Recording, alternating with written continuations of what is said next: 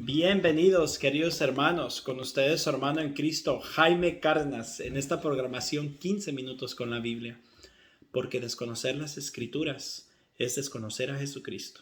Empezamos en el nombre del Padre, del Hijo y del Espíritu Santo. Amén. Amado Señor Jesucristo, te queremos dar las gracias por todo lo que nos das. Te damos la gloria, la alabanza y el honor a ti, Cristo resucitado. Te rogamos que envíes tu Espíritu Santo para que nos des entendimiento de las sagradas Escrituras. Te pedimos, Señor, que por tu inmensa misericordia nos permitas vivir, practicar y compartir tu santa palabra. Todo esto te lo pido por la intercesión de nuestra Madre Santísima, en el nombre del Padre, del Hijo y del Espíritu Santo. Amén. Primera de Macabeos, capítulo 7. El año 151, Demetrio, hijo de Seleuco, abandonó Roma y desembarcó con algunos hombres en un puerto, de donde comenzó a reinar. Al ver que retomaba el reino de sus antepasados, el ejército tomó presos a Antíoco y a Lisias para entregárselos. Cuando se enteró de la cosa, declaró: "No quiero ver sus caras". Inmediatamente el ejército los ejecutó y Demetrio se sentó en su trono. Todos los renegados de Israel, esos hombres sin fe ni ley, fueron a verlo. Al frente de ellos iba Alquimes, que pretendía el puesto de su sumo sacerdote.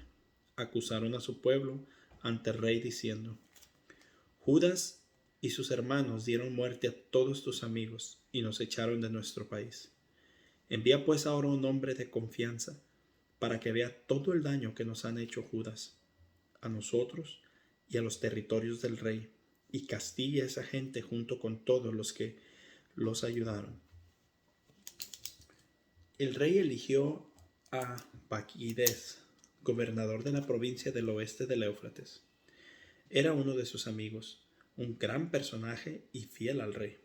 El rey lo mandó junto con Alquimes, ese hombre impío al que nombró sumo sacerdote, y le ordenó que reprimiera a los israelitas. Emprendieron pues el trayecto y llegaron al territorio de Judá con un numeroso ejército. Enviaron a Judas y a sus hermanos mensajeros con buenos recados para engañarlos. Pero estos no les creyeron, pues habían visto que llegaban con un poderoso ejército. Hubo, sin embargo, una reunión entre los maestros de la ley y Alquimes y Baquides para hallar una solución justa. Los asideos eran los primeros entre los israelitas en pedir la paz, pues decían: ya que un sacerdote de la raza de Aarón ha venido con este ejército, no nos hará daño. Este les presentó palabras de paz e incluso les juró: no queremos hacerles daño ni a ustedes ni a sus amigos. Le creyeron, pero mandó arrestar a 60 de ellos y fueron ejecutados en un solo día, según la palabra de la Escritura. Han dejado en el suelo los cuerpos de tus fieles y derramando sangre alrededor de Jerusalén, y nadie les dio sepultura. Ante eso, todo el pueblo, presa del miedo y del pánico, decía: no tiene palabras ni sentido alguno de justicia, porque violaron el acuerdo y el juramento que habían hecho. Baquides abandonó Jerusalén y fue a acampar en Bet-set. Desde ahí mandó detener a algunas personas importantes que se habían pasado a su bando, y junto con ellas a algunos del pueblo mandó que los degollaran y los echaran en un gran pozo. Luego confió la provincia a Alquimes, dándole tropas para que lo apoyaran, y regresó donde el rey. Alquimes trató de imponerse como sumo sacerdote, y todos los que perturbaban el país fueron a unírsele. Se adueñaron del territorio de Judá e hicieron mucho mal a Israel. Al ver Judas que Alquimes y sus partidarios hacían más daño a los israelitas que los mismos paganos, empezó a recorrer la Judea para vengarse de los que se habían pasado al enemigo e impedirles que anduvieran por el país. Alquimes, viendo que Judas y sus partidarios iban reforzándose, comprendió que no podría resistirles. Volvió pues donde el rey y los acusó de los peores crímenes. El rey mandó inmediatamente a Nicanor, uno de sus más ilustres generales, y que además sentía un gran odio y desprecio por Israel. Le ordenó que exterminara a ese pueblo. Nicanor llegó pues a Jerusalén con un numeroso ejército. Transmitió a Judas y a sus hermanos buenas palabras. No nos hagamos la guerra. Iré a verlos con espíritu de paz junto con una pequeña escolta. Pero no era más que un ardid. Cuando llegó donde Judas, se saludaron pacíficamente, pero los enemigos estaban listos para capturar a Judas. Este se dio cuenta de que Nicanor había venido con malas intenciones, desconfió de él y se negó a recibirlo de nuevo. Al ver que su plan había sido descubierto, Nicanor avanzó para enfrentarse con Judas cerca de Capharsalama. Nicanor perdió 500 hombres y los demás se refugiaron en la ciudad de David. Después de eso, Nicanor subió al cerro Sión. Algunos sacerdotes salieron del lugar santo con ancianos del pueblo para saludarlo pacíficamente y mostrarle el holocausto que se estaba ofreciendo por el rey. Pero Nicanor se burló de ellos, los puso en ridículo y los despreció multiplicando los insultos. En el colmo de su rabia hizo este juramento: si Judas no cae ahora en mis manos junto con su ejército, quemaré este templo cuando regrese victorioso. Y se fue muy enojado. Los sacerdotes a su vez se fueron a parar delante del altar. Frente al templo se pusieron a llorar. Tú elegiste esta casa para que te lleve tu nombre, para que sea para tu pueblo una casa de oración y de súplica. Véngate de ese hombre y de su ejército, que perezca a espada. Acuérdate de sus insultos y no tengas piedad de él. Nicanor salió pues a Jerusalén e instaló su campamento en Bet-Horón, en donde se le juntó el ejército de Siria. Judas por su parte acampó en Adasá con 3,000 hombres. Hizo esta oración: cuando blasfemaron los enviados del rey, salió tu ángel e hirió 185,000. Aplasta de igual forma ante nosotros a ese ejército, para que sepan todos que fueron los insultos a tu santuario lo que provocó su desgracia. Los ejércitos comenzaron la batalla el 13 del mes de Adar. El ejército de Nicanor fue aplastado y él mismo cayó en la batalla. Cuando los soldados de Nicanor vieron que había caído, arrojaron sus armas y emprendieron la fuga. Los judíos los persiguieron todo el día desde Adasá hasta las inmediaciones de Gazar, y mientras los perseguían tocaban la trompeta con todas sus fuerzas. De todas las aldeas de Judea salían gente para cercar a los fugitivos y obligarlos a detenerse para que se defendieran. Así fue como perecieron todos a espada y no escapó ni uno solo. Juntaron sus despojos y todo lo que encontraron, cortaron la cabeza de Nicanor más su mano derecha y las llevaron a Jerusalén, donde fueron expuestas. El pueblo estaba alegre y ese día se hizo una gran fiesta. Decidieron que ese día sería celebrado cada año el 13 del mes de Adar. Después de eso, el territorio de Judá gozó paz durante un tiempo. Primera de Macabeos, capítulo 8. Judas oyó hablar de los romanos. Son poderosos, le dijeron, comprensivos con todos los que se ponen de su parte y ofrecen su amistad a los que se dirigen a ellos. Además, su ejército es de los mejores. Le contaron a Judas sobre sus guerras y sus hazañas entre los galos, de cómo habían dominado a ese pueblo y lo habían obligado a pagar impuestos. Le contaron también todo lo que habían hecho en España para apoderarse de las minas de plata y oro de ese país, y cómo se habían adueñado de todo ese país, muy distante del suyo, gracias a su inteligencia y a su perseverancia. Habían aplastado además a todos los reyes que habían venido de los extremos de la tierra a combatirlos. Les habían infligido una gran derrota, de tal forma que los sobrevivientes tuvieron que pagarles cada año un impuesto.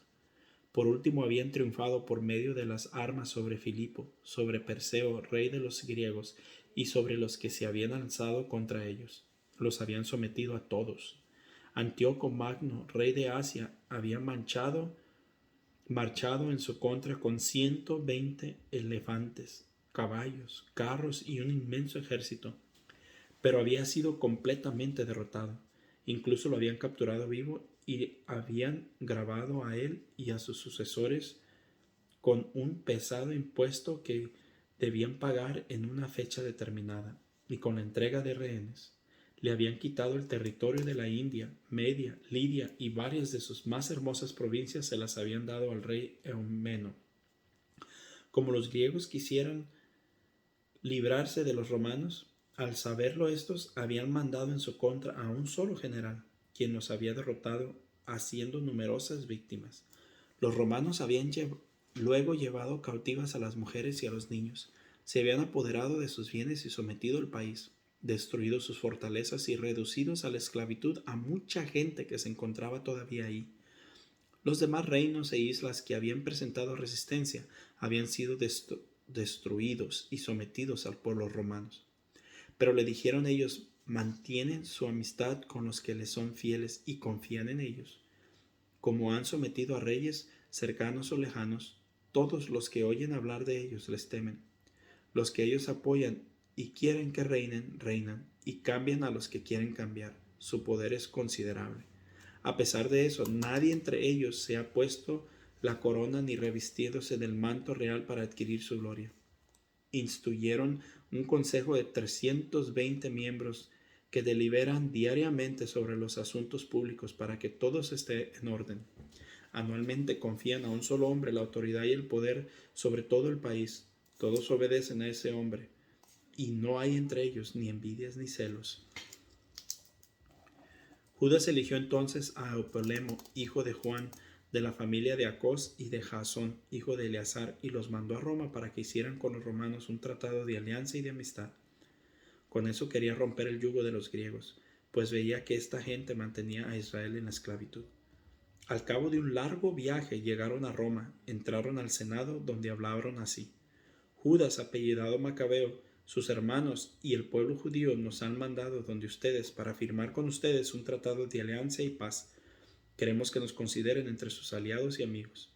Esta petición agradó a los senadores, y esta es la copia de la carta que escribieron en tablillas de bronce y que enviaron a Jerusalén para que allí tuvieran como un documento de paz y alianza. Haya paz entre los romanos y la nación de los judíos, tanto en mar como en tierra, para siempre. Aléjense de ellos la espada y el enemigo. Si llegare a haber una guerra con Roma o con alguno de sus aliados, donde quiera que se extienda su poder, la nación de los judíos combatirá lealmente a su lado según lo indiquen las circunstancias. No darán ni proporcionarán a sus adversarios trigo, armas, dinero ni barcos, ateniéndose a eso a las decisiones de Roma. Serán fieles a sus compromisos sin recibir paga alguna. De igual modo, si hubiese alguna guerra con la nación de los judíos, los romanos combatirán lealmente a su lado, según lo indican las circunstancias.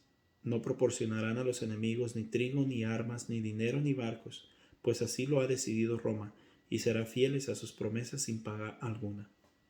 Este es el acuerdo que han concluido los romanos con el pueblo judío. Si en adelante uno u otro quieren añadir o quitar algo, lo decidirán con toda libertad, y lo que añadan o quiten tendrá fuerzas de ley. Respecto a los males que el rey Demetrio ha hecho a los judíos, le hemos escrito esto: ¿por qué oprimes a los judíos? Ellos son nuestros amigos y aliados. Si llegan a acusarte de nuevo, les haremos justicia y te combatiremos por mar y tierra. Palabra de Dios. Te alabamos, Señor. Mis hermanos, vemos una Roma que está empezando a ser poderosa, pero tenía una clave. Nadie de ellos se había puesto la corona. Anualmente confiaban a un solo hombre, y entre ellos no había ni envidias ni celos. Esa era la clave para una Roma que iba a ser la dominante del mundo. Eso es lo que necesitamos en nuestras familias para conquistar otra vez nuestros pueblos, nuestras ciudades, nuestros países. Que no haya entre la familia divisiones. Toda la sociedad se fractura, comenzando por la familia.